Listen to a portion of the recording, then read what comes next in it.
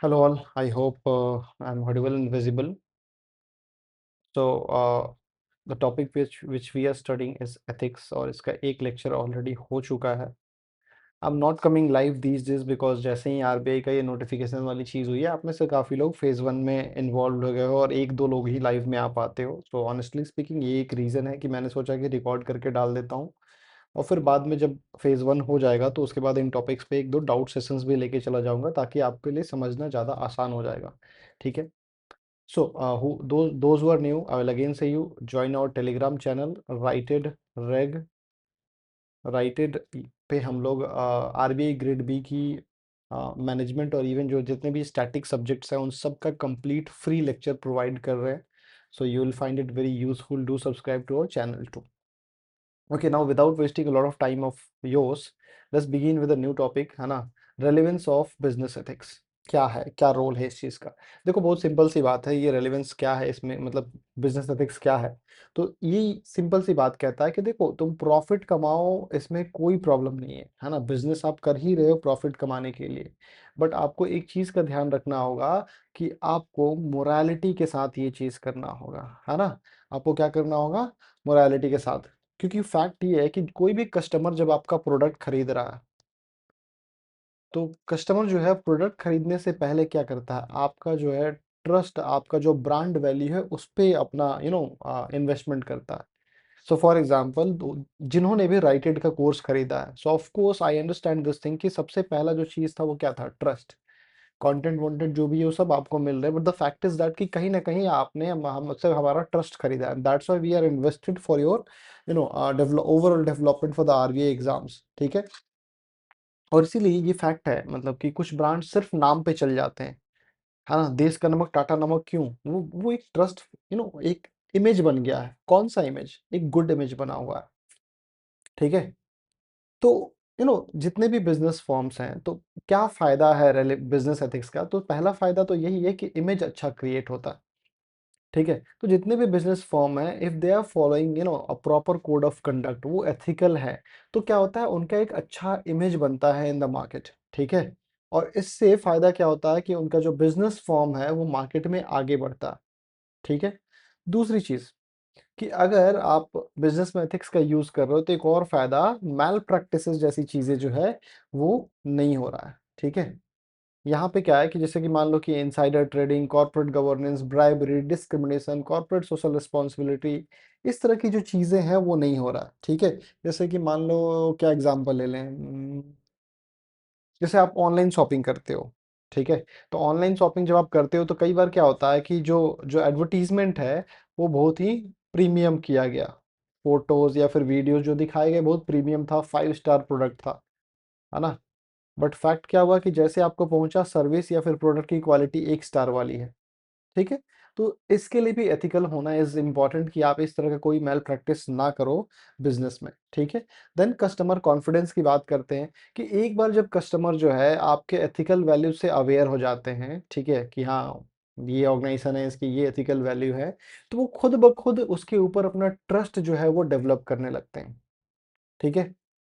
तो जितने भी जो ऑर्गेनाइजेशन है जिनके पास कस्टमर जो है लॉयल्टी है, जो जिसके कस्टमर्स जो है लॉयल है, वो बार बार उसके पास आ रहे हैं, उतनी कंपनीज जो हैं इमर्ज हुई हैं as a global brand, as a bigger brand. ठीक है. तो वो चीज़ इज वेरी इंपॉर्टेंट कि आप कस्टमर का कितना सेटिस्फेक्शन जो है वो प्रोवाइड कर रहे हो. ठीक है. जैसे कि मान लो कि डिफेक्टिव आइटम्स का रिटर्न वाली चीज़ ले लो कि आपका रिटर्न रेशियो क्या है, रिटर्न पे आपका मतलब रिएक्शन क्या है, these kind of things customer आप पे बिलीव कर रहा है.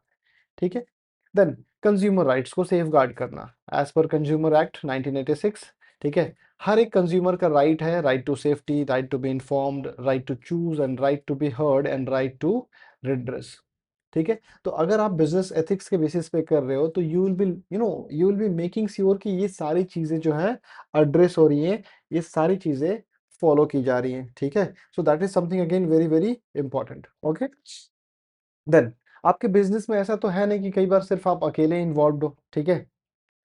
तो द फैक्ट इज दैट कि ठीक है, कई बार हम ये कर लिए कि चलो जो हमारा जो स्टेक होल्डर है, जो हमारा कस्टमर है, हम उसको अच्छे से, है ना, ट्रीट करें.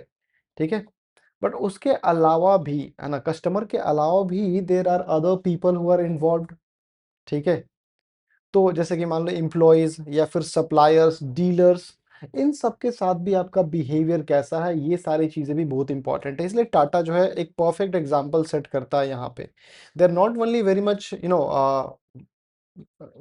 following ethics with the customers, though the fact is that कि they are also very much ethical with their employees or the stakeholders, ठीक है? तो इससे क्या होता है कि जो लॉयल्टी कोसेंट है वो बढ़ता है, एम्प्लॉयज भी ट्रस्ट कर रहा है अपने प्रोडक्ट और अपनी कंपनी पे, साथ ही साथ जो कस्टमर है वो भी उस पे ट्रस्ट कर रहे हैं, ठीक है? देन हेल्दी अप्रोच के साथ compete करो। आप फैक्ट है, आप मार्केट में हो तो आपको कंपटीशन मिलेगा ही मिलेगा। ये पॉसिबल ही नहीं है कि हाँ आप एकदम से मतलब कोई ऐसा यूनिक प्रोडक्ट लॉन्च कर दी, तो हो सकता है कि आपने जब लॉन्च किया तो शुरू शुरू में कोई एक दो है, आप अकेले हो, है ना, मोनोपोली है, but after a point of time people will come, so competition is inevitable. But आप कितने हेल्दी अप्रोच रख रहे हो, ठीक है, that is again very very important. पता चला कंपटीशन के चक्कर में जो है आप अपने आप को विक्टिम कार्ड खेलने लगे लिंक्डइन जैसे प्लेटफॉर्म्स पे, और वहां कह रहे हो कि हाँ जी मेरे साथ तो ये जी गलत हो रहा है, ये वाला जो है मेरे साथ ऐसा कर रहा है, तो ये सब चीजें नहीं, है ना? मैं बेसिक एग्जांपल दे रहा हूँ, LinkedIn why because it is famous, ठीक है? ये सब चीजें नहीं होनी चाहिए। आप एक दूसरे से रेस्पेक्टफुली एक दूसरे के साथ एक अपना अपना बिजनेस चलाओ, ठीक है? इसमें किसी भी तरह का आप, है ना, प्रॉब्लम क्रिएट ना करो, ना अपना अपने लिए ना दूसरे के लिए, ठीक है? करना क्या है, बस आप इंश्योर करो कि आपके प्रोडक्ट की जो क्वालिटी है वो बेटर है। अपने आप आपका कंपटीशन खत्म होता चला जाएगा, एज सिंपल एज दैट कि हाँ, जो भी स्टार्टिंग फेज पे जो कॉम्पिटिटर है वो खत्म हो गया, फिर एक नया कॉम्पिटिटर आ गया आपके पास, फिर उसके बाद उससे आगे निकले तो उससे बड़ा कॉम्पिटिटर, दिस विल एग्जिस्ट। बस just the fact is that कि आप जो पहले ये छोटे थे, आप भी, आपका भी कंपनी का ऑर्गेनाइजेशन का साइज बढ़ता जा रहा है और सिमिलरली आपके कॉम्पिटिटर का भी। तो this is how it happens, ठीक है? अच्छा, एक और चीज कि जितने भी ऑर्गेनाइजेशंस हैं, अब वो proper code of conduct follow करते हैं, ठीक है? तो फायदा क्या है कि बदले में उनको क्या मिल रहा है, रिस्पेक्ट, ठीक है? तो ऑर्गेनाइजेशन और सोसाइटी के बीच में एक अच्छा रिलेशनशिप, एक म्यूचुअल रिलेशनशिप डेवलप होता है, ठीक है? अब इससे फायदा क्या कि जो भी बिजनेस है, चूंकि सोसाइटी भी उन पे ट्रस्ट कर रही है, तो सोसाइटी जो है उनके प्रोडक्ट्स और सर्विसेज का यूज भी तो करेगी। फायदा क्या होगा कि उनका जो है प्रॉफिट बढ़ेगा, ठीक है? और ऑफ कोर्स इकोनॉमी का ग्रोथ भी होना है, ठीक है? अब सवाल ये है कि एथिकल प्रॉब्लम्स हमारे मतलब जो भी बिजनेसेस हैं यहाँ पे होते क्या है, ठीक है?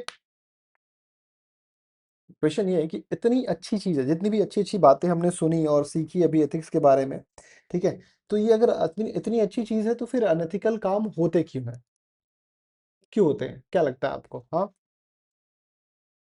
बहुत सिंपल सी बात है, लालच, और पैसा आ जाए, और प्रॉफिट मार्जिन बढ़ जाए, है ना, मेरा फायदा हो, मेरा इनपुट कम हो बट आउटपुट ज्यादा हो, समझ रहे हो, दीज काइंड ऑफ थिंग्स, ठीक है?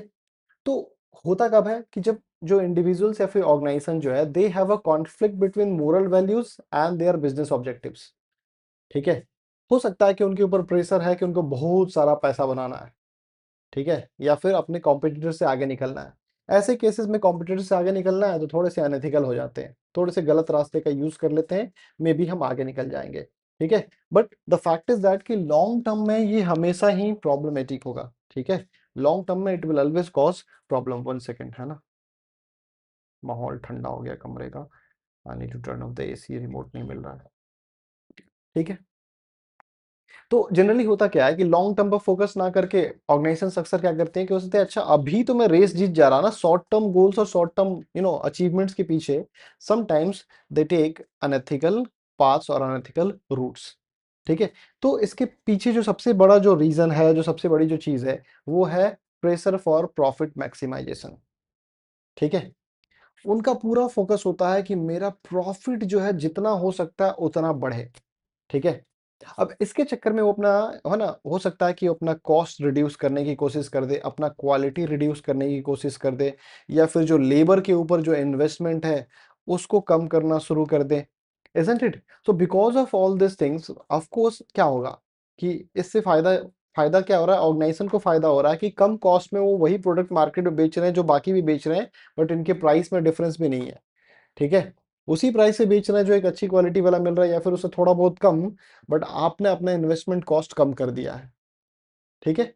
So the fact is that कि अब ये क्या है, आपने जो डिसीजन मेकिंग ली, जो भी डिसीजन आपने लिया, of course it was very very unethical in nature. So जैसे मान लो कि फूड में एडल्ट्रेशन का जो एग्जांपल है, मेडिसिन में जो एडल्ट्रेशन का एग्जांपल है, what is this? It's a very simple example कि यहाँ पे हमने क्या किया, अपने प्रॉफिट को बढ़ाने के लिए, है ना, हमने मतलब थोड़ा सा झोल कर लिया,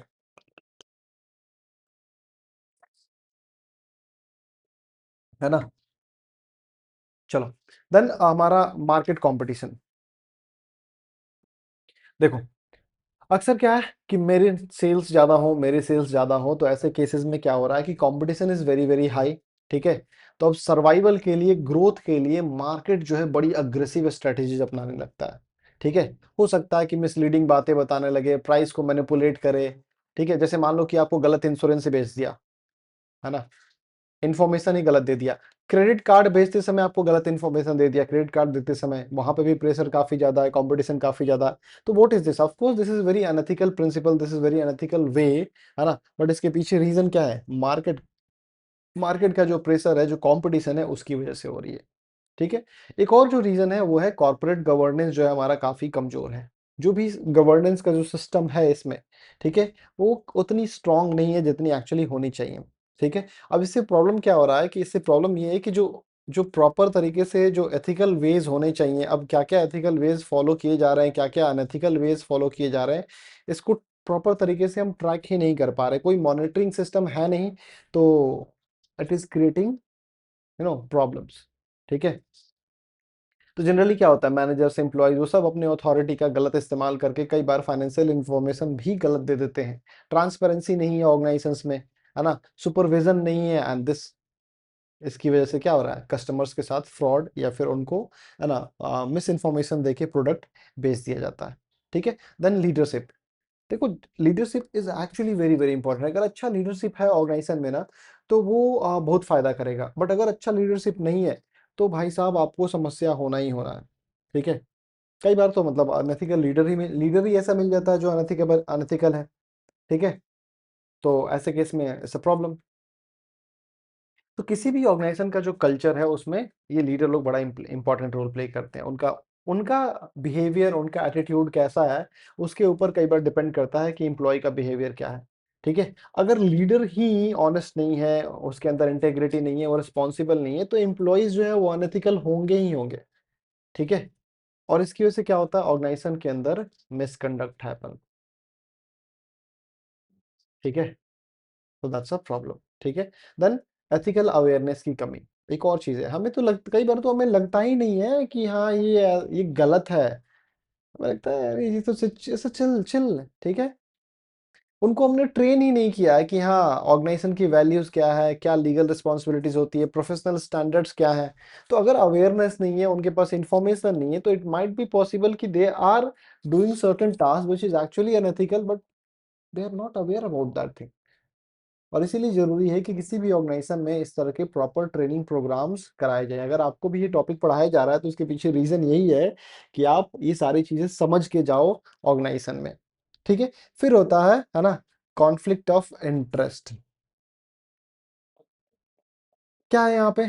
यहाँ पे हम कह देते हैं कि आपका लेट्स से कि जो पर्सनल इंटरेस्ट है, वो आपके ऑफिशियल ड्यूटी से कॉन्फ्लिक्ट करने लगा, ये भी हो सकता है, ठीक है? Personal benefits interfere with professional responsibilities, ठीक है?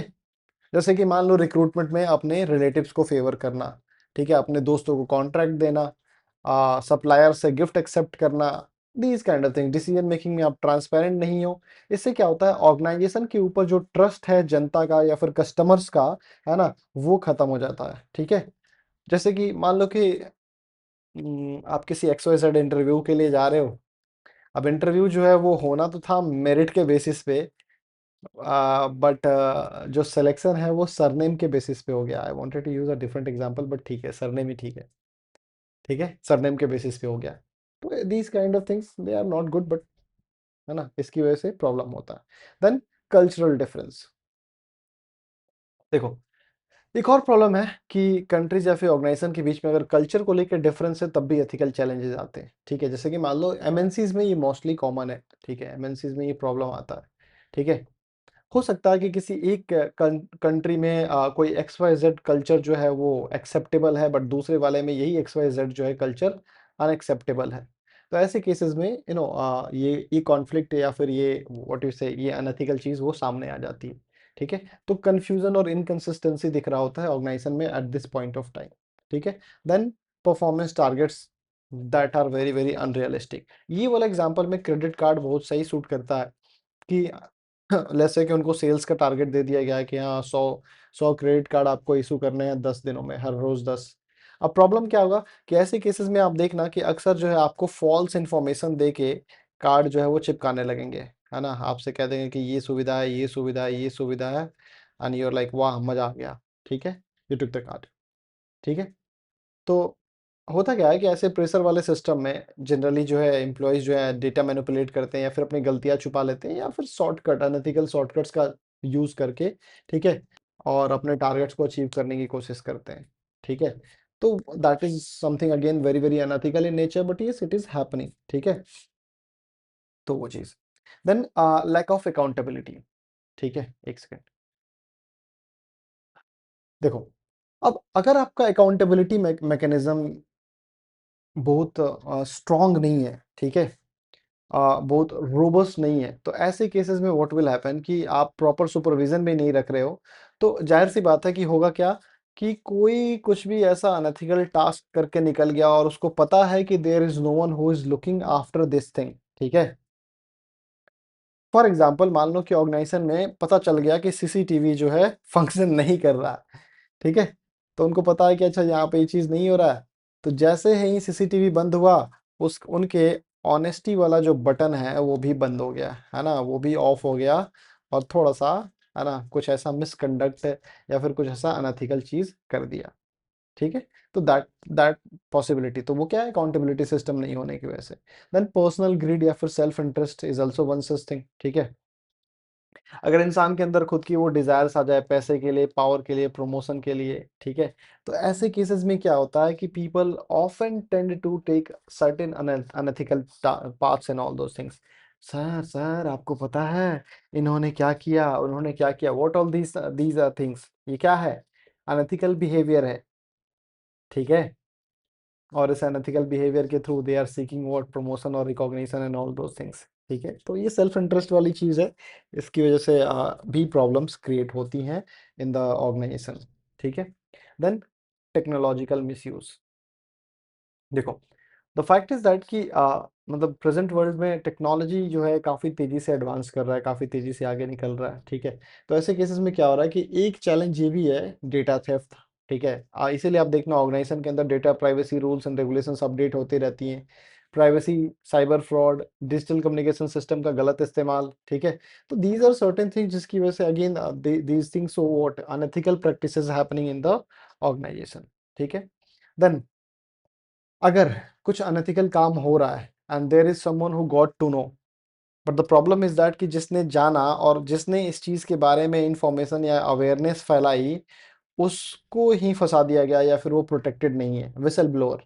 ठीक है, तो जनरली होता क्या है कि एम्प्लॉयज जो है they hesitate to report unethical activities, क्यों? क्योंकि उनको डर है कि अगर मैंने बता दिया तो मेरी जॉब जा सकती है। ठीक है, तो इट्स वेरी इंपॉर्टेंट कि ऑर्गेनाइजेशन के अंदर विसल ब्लोअर्स को प्रोटेक्ट करने का कोई ऐसा सिस्टम हो जिससे कि अनएथिकल प्रैक्टिसेस को रोका जा सके। ठीक है, तो it's very very important. Now, क्या कॉन्सिक्वेंसेज हैं इसके, एथिकल प्रॉब्लम्स के, है ना, क्या कॉन्सिक्वेंसेज है बिजनेस में?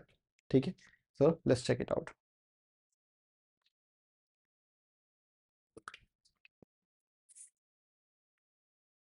देखो सॉरी, पहला चीज तो यही कि आपका जो ट्रस्ट था, ठीक है, वो खत्म हो गया। ऑर्गेनाइजेशन के ऊपर जनता का जो भी ट्रस्ट था, जो रेपुटेशन था, वो चला गया। कई बार लीगल पचड़े में आप फंसोगे तो आपको पेनाल्टी भी देना होगा, आपका फाइनेंशियली भी नुकसान हो सकता है, एम्प्लॉय आपके आपसे खुश नहीं है। तो दीज आर द थिंग्स, और एक्सट्रीम केसेस में, है ना, हो सकता है कि ऑर्गेनाइजेशन कोलैप्स भी कर जाए। तो इसीलिए इट्स वेरी इंपॉर्टेंट कि ऑर्गेनाइजेशन के अंदर प्रॉपर एथिकल बिहेवियर फॉलो किया जाए। ठीक है, तो this is the thing. Now, next thing we have to understand, utilitarianism, weighing social cost and benefits। क्या है यूटिलिटेरियनिज्म? देखो, ये एक एथिकल थ्योरी है जो कि क्या कर रहा है, इवैल्यूएट करता है किसी भी एक्शन बेस्ड चीज़ों के मोरालिटी के ऊपर पे कि उसकी कॉन्सिक्वेंसेस क्या है। इस थ्योरी के हिसाब से कोई भी एक्शन हम लोग मोरली राइट तब मानते हैं अगर मोरली राइट है अगर ये लार्जर चंक ऑफ पॉपुलेशन के लिए सही है ना? If it produces greatest good for greatest number of people. ठीक है, तो ये चीज तो मतलब जनरली क्या हुआ, यूटिलिटेरियनिज्म को समझना है तो दिस इज समथिंग हमें लग रहा है कि जो कॉन्सिक्वेंस बेस्ड है ना, कॉन्सिक्वेंस बेस्ड सिचुएशन है।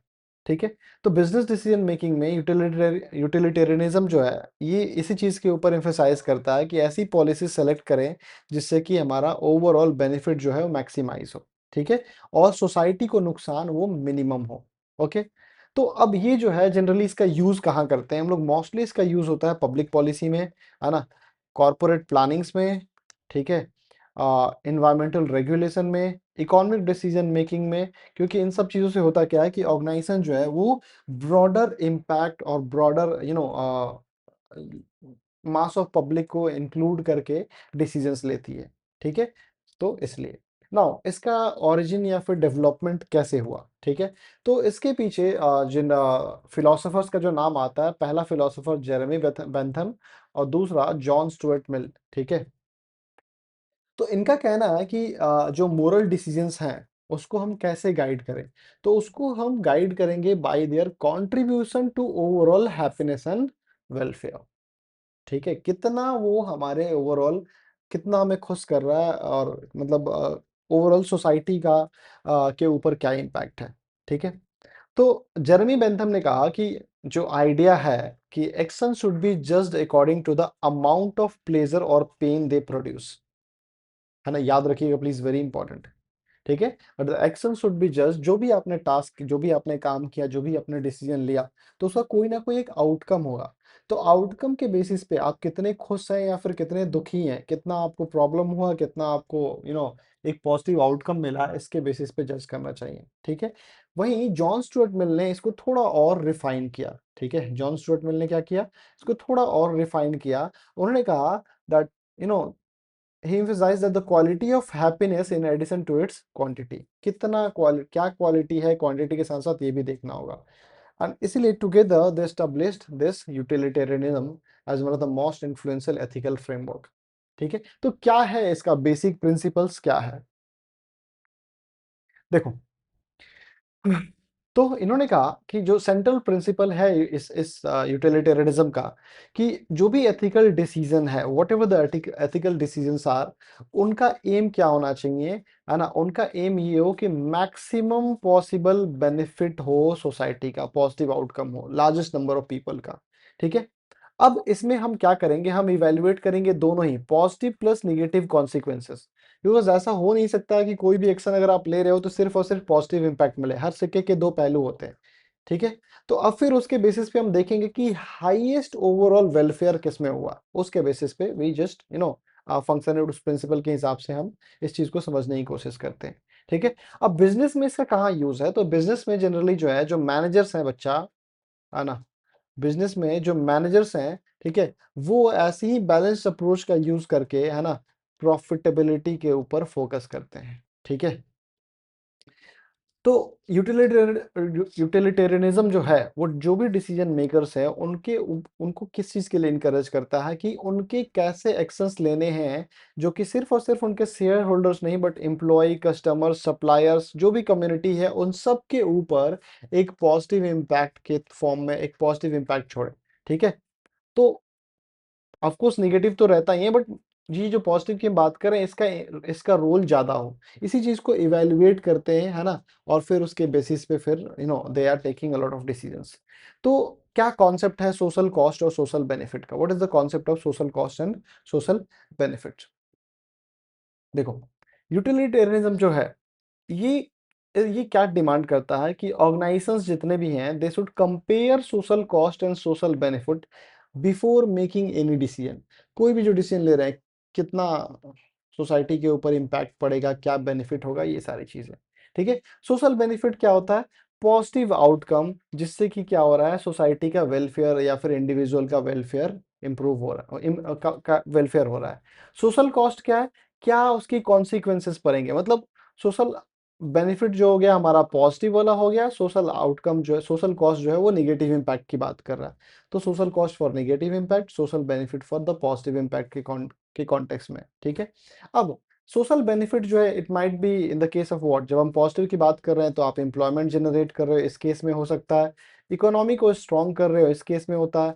प्रोडक्ट्स और सर्विसेज को आप इंप्रूव कर रहे हैं, इस केस में भी हो सकता है। टेक्नोलॉजी का इनोवेशन हो रहा है, इस केस में हो सकता है। या फिर आपका पब्लिक वेलफेयर वाली चीजें वहां पे इंप्रूवमेंट हो रहा है। वहीं सोशल कॉस्ट की बात करें तो सोशल कॉस्ट में क्या क्या चीजें आ सकती हैं। तो सोशल कॉस्ट में सबसे पहले हो सकता है कि इन्वायरमेंट पॉल्यूशन कितना हो रहा है, ठीक है। वर्कर्स का एक्सप्लॉयटेशन कितना हो रहा है, हेल्थ का रिस्क क्या है ना। कितनी तेजी से रिसोर्सेज खत्म हो रही हैं, और सोसाइटी में कितना इनइक्वालिटी फैल रहा है। So these are social cost, ठीक है। सो एथिकल डिसीजन का यूज करके हम इन सारी चीजों को प्रोस एंड कॉन्स को समझ के वी कैन टेक डिसीजंस जो मोस्टली सोशल बेनिफिट वाले साइड इंक्लाइंड हो, वो चीज इंश्योर कर सकते हैं। तो कौन कौन से स्टेप्स हैं जो कि इस डिसीजन मेकिंग में यूज किए जाते हैं, what all steps are being taken, ठीक है। तो पहला स्टेप तो यही है कि विल हैव टू आइडेंटिफाई, है ना, क्या क्या हमारे पास ऑल्टरनेटिव्स हैं डिसीजन मेकर्स के पास, ठीक है। सेकंड क्या है, we need to determine the stakeholders जिसके ऊपर इसका नेगेटिव इंपैक्ट पड़ सकता है हर अल्टरनेटिव के साथ, ठीक है। तीसरा स्टेप जो है इसमें हम लोग कह रहे हैं कि will be evaluating benefits and harms, मतलब पॉजिटिव और नेगेटिव इम्पैक्ट्स दोनों समझने की कोशिश करेंगे, है ना, हर एक ऑल्टरनेटिव के साथ क्या फायदे क्या नुकसान, क्या फायदा क्या नुकसान, ठीक है। चौथा स्टेप, टोटल बेनिफिट्स को कंपेयर करो टोटल कॉस्ट के साथ हर एक ऑप्शन में, है ना, कि कितने पॉजिटिव्स कितने नेगेटिव, है ना। दूसरे ऑप्शन में कितना पॉजिटिव कितना नेगेटिव, है ना। तीसरे ऑप्शन में कितना पॉजिटिव कितना नेगेटिव, समझ रहे हो। और उसके बेसिस पे we need to take decision, okay.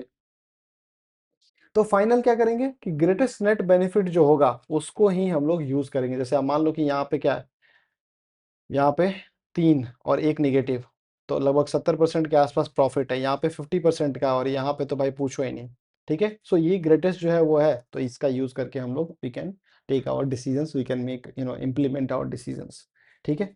Now utilitarianism के टाइप्स क्या होते हैं, तो दो टाइप्स इसमें हमें पढ़ना है, एक है एक्ट यूटिलिटेरियनिज्म और एक है रूल के बेसिस पे, ठीक है।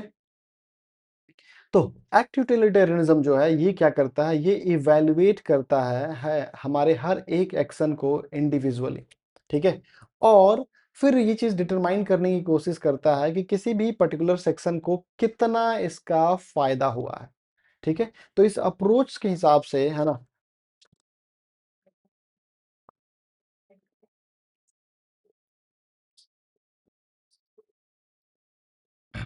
तो इस अप्रोच के हिसाब से जो एथिकल वैल्यूज हैं, है ना, एक्शन के ऊपर जो जो बेस्ड है, वो कंप्लीटली डिपेंड करता है किस चीज के ऊपर, वो कंप्लीटली डिपेंड करता है कॉन्सिक्वेंसेस के ऊपर, है ना, किसी भी स्पेसिफिक कॉन्टेक्स्ट में, ठीक है। तो जो भी मैनेजर्स इस अप्रोच का यूज कर रहे हैं, ठीक है, तो मतलब वो अपने जो डिसीजंस हैं वो पहले सेपरेटली ले लेते हैं, है ना, बिफोर डिफाइनिंग कि हाँ ये मोरली जस्टिफाइड है या नहीं, ठीक है।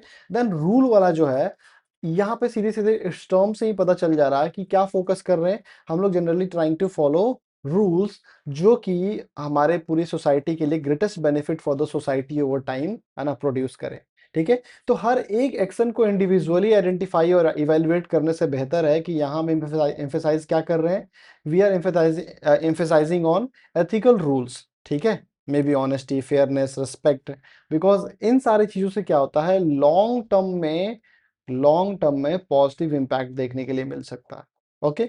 तो रूल यूटिलिटेरियनिज्म होता है। नाउ क्या फायदा है इसका बिजनेस में, डज इट, है ना, does it produce any kind of benefit for the organization और द बिजनेस। देखो, पहली चीज कि रैशनल थिंकिंग को प्रमोट करता है।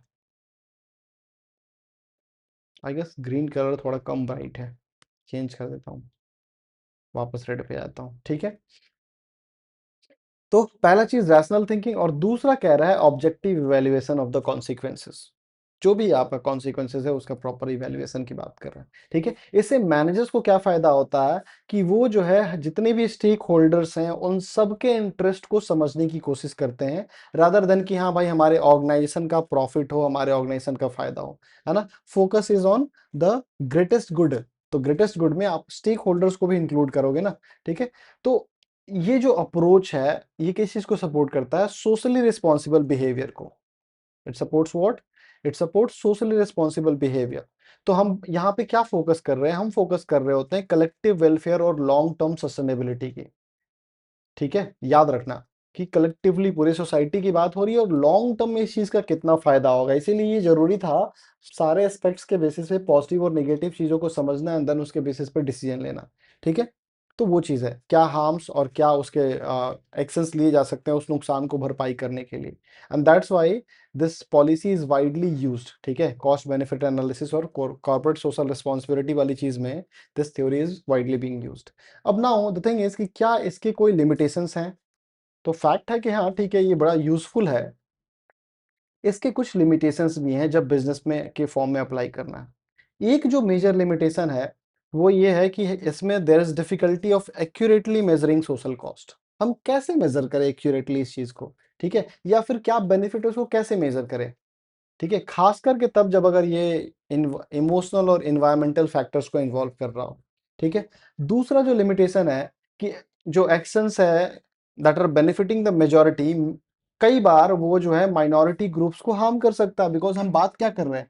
हम बात कर रहे हैं कि यहाँ पे हम कह रहे हैं कि ग्रेटर गुड्स की बात हो रही है। ठीक है, तो वो चीज फॉर एग्जाम्पल कि मान लो कि आपने कॉस्ट कटिंग की किसी चीज पे। अब कॉस्ट कटिंग से क्या होता है कि हजारों जो कस्टमर्स है उनको फायदा हुआ, बट इसका नुकसान किसको हुआ? जो एम्प्लॉई हैं उनके सैलरी या फिर उनके बोनस वगैरह पे इंपैक्ट पड़ गया। समझ रहे हो? तो ये एक चैलेंज हो गया कि नहीं? ठीक है, अच्छा, यूटिलिटेरियनिज्म जो है कई बार जो इंडिविजुअल राइट्स है उसको भी इग्नोर कर देता है। ठीक है, जब ओवरऑल बेनिफिट की बात कर रहे होते हो तो किसी इंडिविजुअल के राइट्स को इग्नोर हो जाती हैं उसको। ठीक है, अच्छा, एक और चीज कि लॉन्ग टर्म कॉन्सिक्वेंसेस और डिसीजंस को समझना हमेशा चैलेंजिंग पार्ट है। आप फ्यूचर में कल क्या होगा किसने देखा, वो वाली चीज है। तो इसलिए है ना, रिलायबिलिटी जो है वो घट जाती है।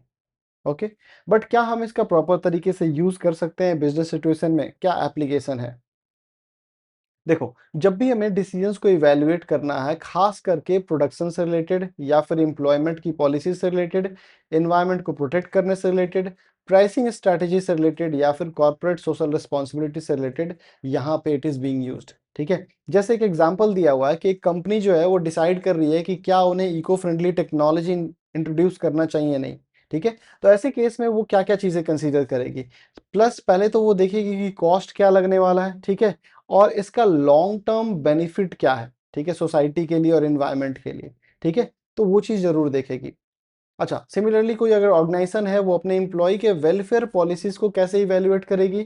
तो वो देखेगी कि इससे उनका फाइनेंशियल इम्पैक्ट क्या पड़ने वाला है। ठीक है, और क्या ये जॉब सेटिस्फैक्शन क्रिएट करेगा या नहीं। तो these kind of things are being measured और फिर उसके हिसाब से डिसीजंस आर बीइंग टेकन। ठीक है, चलो, next thing, rights and duties theory.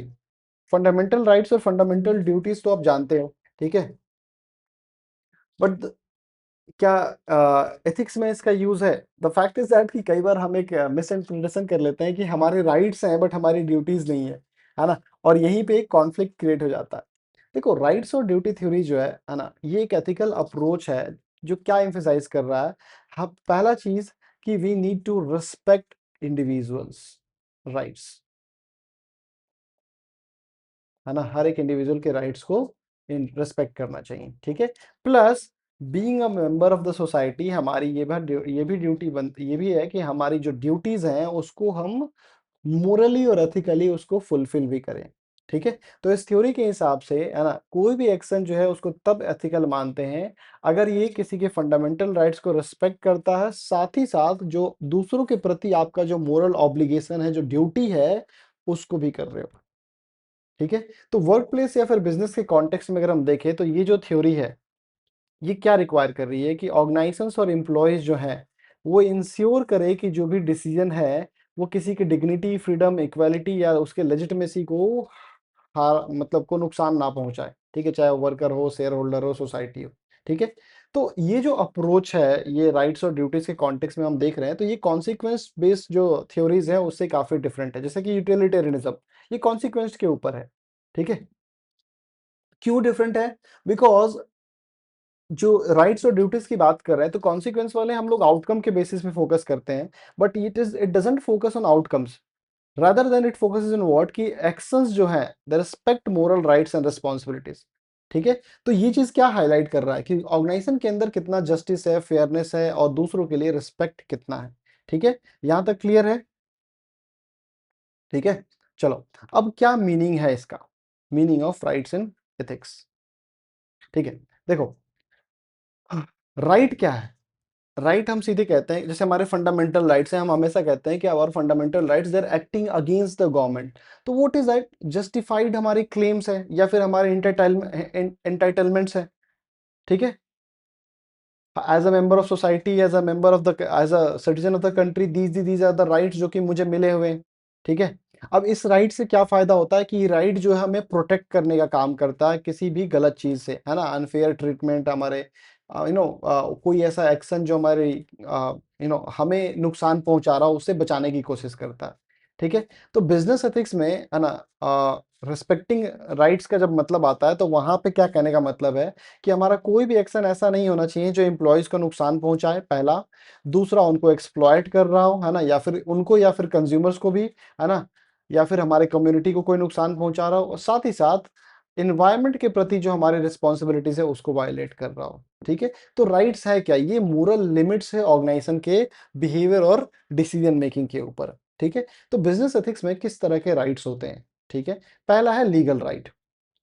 देखो, लीगल राइट्स क्या हो गए? वैसे राइट्स हो गए जो कि लॉ खुद हमारे लिए बना के रखा हुआ है हमारे प्रोटेक्शन के लिए, ठीक है। जैसे मान लो कि आपको कोई भी ये नहीं कह सकता है कि हम आपके साथ एक कॉन्ट्रैक्ट साइन कर रहे हैं और इस कॉन्ट्रैक्ट के हिसाब से आपको 5 साल के लिए हमारे साथ काम करना है, ऑल दो थिंग्स। तो employment condition, wages, safety standard, consumer protection, environmental regulation, इन सबसे related there are certain rules and regulations, laws being made by the government itself, ठीक है। और ऑर्गेनाइजेशन को जो है they are legally bound to follow all such things, ठीक है। सेकंड इज मोरल राइट्स, ठीक है। मोरल राइट जो है किस चीज के ऊपर बेस्ड है? Ethical principles rather than legal enforcement. Morality, है ना, यहाँ पे हम कानून को लेके नहीं आ रहे हैं, हम यहाँ पे एथिक्स को लेके आ रहे हैं, ठीक है। जैसे कि इसमें क्या है कि आप किसी की डिग्निटी को हार्म नहीं करो, right to dignity, respect, fairness, equal treatment, ये सब होना चाहिए, सब इमोरल है अगर आप ये सारी चीजें नहीं कर रहे हो। So even if this thing is not enforced by law, organisations जो है उनसे एक्सपेक्टेड है कि वो ये सारी चीजें करें, ठीक है। Next one is what? Human rights. हम सबको पता है इसके बारे में, है ना। ह्यूमन राइट्स क्या है? यूनिवर्सल राइट्स है जो कि हर एक इंडिविजुअल को मिला हुआ, डजंट मैटर आपका नेशनैलिटी क्या है, आपका जेंडर क्या है, आपका रिलीजन क्या है, आपका कास्ट क्या है, आपका सोशल स्टेटस क्या है, ठीक है। जैसे इसमें क्या आता है, आप मान लो कि इंडिया से यूएसए में भी जाके काम कर रहे हो, तो आपके पास राइट टू लाइफ है, राइट टू फ्रीडम है, राइट टू इक्वालिटी है, आपके साथ कोई डिस्क्रिमिनेशन नहीं कर सकता है। तो वो चीज है। तो किसी भी ऑर्गेनाइजेशन के अंदर इस तरह की कोई भी चीज नहीं हो सकती है। तो जितने भी बिजनेस हैं, जो भी ऑर्गेनाइजेशंस हैं, उनकी ड्यूटी बनती है कि ये सारी चीजें इंश्योर करें, ठीक है। उसके अलावा एम्प्लॉयज का भी कुछ राइट है, ठीक है, एम्प्लॉय राइट्स। देखो, एम्प्लॉय राइट्स में क्या है? फेयर वेज वाले जो राइट्स हैं, वर्किंग कंडीशंस, है ना, इक्वल अपॉर्चुनिटी वाली चीज, freedom of expression in the organisation, ठीक है, प्रोटेक्शन फ्रॉम हैरेसमेंट और एक्सप्लॉयटेशन, ये सारे जो राइट्स हैं उसी के अंदर आता है, ठीक है। तो वो चीज है। Next is consumer right. जैसे हमारे पास राइट्स एज ए एम्प्लॉय, वैसे ही कंज्यूमर जब हमारा प्रोडक्ट या फिर हमारे सर्विसेज यूज कर रहे हैं and they are facing any kind of issue, तो वहां पे भी उनके पास भी राइट है, ठीक है। तो इसमें क्या है? Right to safety, right to information, right to choice, protection against unfair trade practice, है ना, ये सारी चीजें जो है they fall under consumer rights. और जितने भी एथिकल ऑर्गेनाइजेशन है उनकी ड्यूटी बनती है कि वो ये सारे जो है चीजें इंश्योर करें कि किसी भी कस्टमर के साथ इस तरह का कोई प्रॉब्लम ना हो, ठीक है। Next, duties. अभी तक तो हम राइट्स राइट्स खेल रहे थे, now the next thing is duty, ठीक है। ड्यूटी क्या है? हमारा ऑब्लिगेशन, मोरालिटी के बेसिस पे, है ना। जो भी इंडिविजुअल्स, जो ऑर्गेनाइजेशंस है, they must fulfil certain things, है ना, सर्टेन ऑर्डर, सो दैट, है ना, दूसरों के जो राइट्स है वो प्रोटेक्टेड रहे, ठीक है। क्योंकि हर एक राइट के साथ आपको जो एक चीज और मिलती है मुफ्त में, वो है ड्यूटी, ठीक है। जैसे मान लो कि अगर कहता है कि सेफ वर्किंग कंडीशन, तो अब सेफ वर्किंग कंडीशन चलो ऑर्गेनाइजेशन प्रोवाइड कर रही है, उसके अलावा भी आपके साथ जो बाकी के जो एम्प्लॉयज हैं उनके उनको भी ये चीज़ इंश्योर करना होगा, ठीक है? You never know, a female is working in the organization and then the employees they themselves are not creating that safe working condition for the female, isn't it? समझ रहे हो? तो वो चीज़ इज़ वेरी वेरी इंपॉर्टेंट। तो वो क्या है? वो आपकी ड्यूटी है, जैसे आपके पास राइट है सेफ वर्किंग कंडीशन का, वैसे ही उस फीमेल के लिए भी है। और वो कौन प्रोवाइड करेगा? अलोंग विद द ऑर्गेनाइजेशन, ये हमारी भी ड्यूटी बन रही है ना, तो वो ऑब्लिगेशन लेके आया अपने साथ that you must follow this things, isn't it? तो ऑनेस्टी, कॉन्फिडेंशियलिटी, फेयरनेस, है ना, ये सारी चीजें फॉल्स अंडर दैट थिंग, ठीक है? राइट्स और ड्यूटी के बीच में कोई रिलेशनशिप है क्या? ठीक है, देखो, they are very much interconnected, ठीक है? बिकॉज जैसे ही हम राइट्स के एग्जिस्टेंस की बात कर रहे हैं, वैसे ही एक चीज आ जाती है हमारे साथ कि उस राइट को इम्प्लीमेंट करने के लिए हमारी भी कुछ ड्यूटी है, ठीक है? उन राइट्स को प्रोटेक्ट करना भी, ठीक है? तो जैसे कि एग्जाम्पल ये दिया है कि एम्प्लॉयज के पास राइट है फेयर ट्रीटमेंट का, ठीक है? साथ ही साथ एम्प्लॉयर के पास ड्यूटी है कि वो इक्वल अपॉर्चुनिटी प्रोवाइड करे, इजंट इट? वैसे ही जो कस्टमर है उनके पास राइट है सेफ प्रोडक्ट का, और कंपनी की ड्यूटी है कि वो प्रोडक्ट क्वालिटी को बेहतर रखे। इससे क्या होता है? इससे फायदा ये है कि सोसाइटी में और मार्केट में एक बैलेंस बना हुआ है इन बिटवीन दीज टू, ठीक है? चलो, क्या ये कोई इंपॉर्टेंस होल्ड करता है ना? वर्क प्लेस पे do they have any importance? तो देखो, राइट्स एंड ड्यूटीज है ना, they play very important role, खास करके एथिकल बिहेवियर को प्रमोट करने के लिए, ठीक है? आप proper fair rules and regulations के साथ यू आर वर्किंग, ठीक है? ये भी इंश्योर करता है कि ऑर्गेनाइजेशन के अंदर किसी भी तरह का किसी के साथ कोई भी डिस्क्रिमिनेशन ना हो, ठीक है? उसके साथ किसी भी तरह का एक्सप्लॉयटेशन ना हो, है ना? उसके साथ किसी भी तरह का हैरेसमेंट ना हो, ठीक है? तो जब आप राइट्स को स्ट्रेंथन कर रहे हो, रिस्पेक्ट कर रहे हो, ठीक है? तो ज़ाहिर-सी बात है कि आप मैनेजमेंट और एम्प्लॉइज़ के बीच में, है ना, you are creating a positive working environment, ठीक है? एक-दूसरे के म्यूचुअल रिस्पेक्ट वाली, ठीक है? ये थ्योरी जो है एक और चीज़ एनकरेज करती है, वो है ट्रांसपेरेंसी, किस चीज़ में? डिसीजन मेकिंग प्रोसेस में, ठीक है? कहने का मतलब ये है कि इट इट इंश्योर्स कि हाँ, ऑर्गेनाइजेशन की जो पॉलिसी है वो लीगल और मोरल एक्सपेक्टेशंस के हिसाब से बनी हुई है, ठीक है ना? यहाँ तो कोई दिक्कत, कोई समस्या आई डोंट थिंक कि होना चाहिए, ठीक है?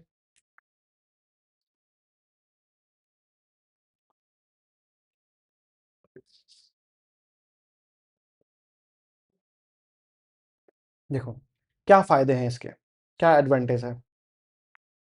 तो राइट्स एंड ड्यूटी थ्योरी ये क्या करता है कि ऑर्गेनाइजेशन का जो फाउंडेशन है, जो फाउंडेशन की बात कर रहे हैं एथिक्स के कॉन्टेक्स्ट में, है ना? उसको और स्ट्रॉन्ग बनाता है, उसको स्ट्रेंथन करता है, ठीक है? क्यों? क्योंकि हर एक इंडिविजुअल के राइट्स को प्रोटेक्ट कर रहा है, और हर एक इंडिविजुअल को साथ में ड्यूटीज के लिए ऑब्लाइज भी कर रहा है, ठीक है? कि आप अपने अथॉरिटी का मिसयूज भी ना करें, और आप दूसरों की अथॉरिटी या दूसरों के जो डोमेन है या फिर दूसरों का जो वर्क प्लेस जो बिहेवियर है उसका रिस्पेक्ट भी करें, ठीक है? फायदा क्या होता है कि आप फेयर हो टुवर्ड्स एवरीवन और इक्वालिटी इज बीइंग इंश्योर्ड, ठीक है? अच्छा, ये जो थ्योरी है, ये एम्प्लॉय को किस चीज़ के फॉर्म फॉर्म में स्ट्रेंथन कर रही है? तो उनको उनके अंदर कॉन्फिडेंस ला रही है और ऑर्गेनाइजेशन के लिए उनको लॉयल बना रही है। बिकॉज़ कोई भी इंसान लॉयल और कॉन्फिडेंस कब होगा? जब उसको पता है कि इस ऑर्गेनाइजेशन में मैं सिक्योर हूँ। ठीक है? मेरे राइट्स जो है यहाँ पे रिस्पेक्टेड हैं, ठीक है? मेरी जो भी मेरा वैल्यू सिस्टम है उसको रिस्पेक्ट मिल रहा है, ओके? तो इसलिए। नाउ, क्या कोई लिमिटेशन है राइट्स एंड ड्यूटी थ्योरी का? बिल्कुल है। कई बार कॉन्फ्लिक्ट अराइज़ हो सकता है ना? अलग-अलग स्टेक होल्डर के अलग-अलग राइट्स हैं, तो उस चीज़ को लेके क्लैश हो सकता है, ठीक है? तो अब किसके राइट्स को प्रायोरिटाइज़ करें, इस चीज़ को लेके प्रॉब्लम आ सकता है। अच्छा, ये जो थ्योरी है क्लियर गाइडेंस नहीं बताता है कि अगर कोई कॉम्प्लेक्स सिचुएशन है, मान लो ऐसा ही कोई कॉम्प्लेक्स सिचुएशन है, तो कैसे इसको सॉल्व किया जाए, ठीक है? और अच्छा, कई केसेस में अगर आप बहुत ज़्यादा स्ट्रिक्ट हो जाते हो, तो ऐसे केसेस में फिर फ्लेक्सिबिलिटी वाले सिचुएशन नहीं होते, डिसीजन मेकिंग में बहुत फ्लेक्सिबिलिटी नहीं दिखती है, और मे बी ऑर्गेनाइजेशन का जो प्रोसेस है, वो कछुए जैसा हो जाए, ठीक है? नो। क्या एप्लीकेशन है राइट्स एंड ड्यूटी थ्योरी का बिजनेस सिचुएशन में, ठीक है? देखो, यहाँ से हम लोग मेरे ख्याल से नेक्स्ट क्लास में स्टार्ट करना चाहिए फिर, ठीक है, एक और लेक्चर लगेगा ख़त्म करने में। सो एक काम करते हैं, इसके आगे यहाँ से application of rights and duty theory in business situation will start in the next class, है ना, वरना बहुत हैवी हो जाएगा, फिर आपके लिए भी दिक्कत होगा, ठीक है। तो 2 लेक्चर में कर देंगे हम लोग इसको ख़त्म। सो आई होप अभी तक आपको क्लास पसंद आया हो। Will see again in the meet again in the next class. तब तक के लिए गुड नाइट।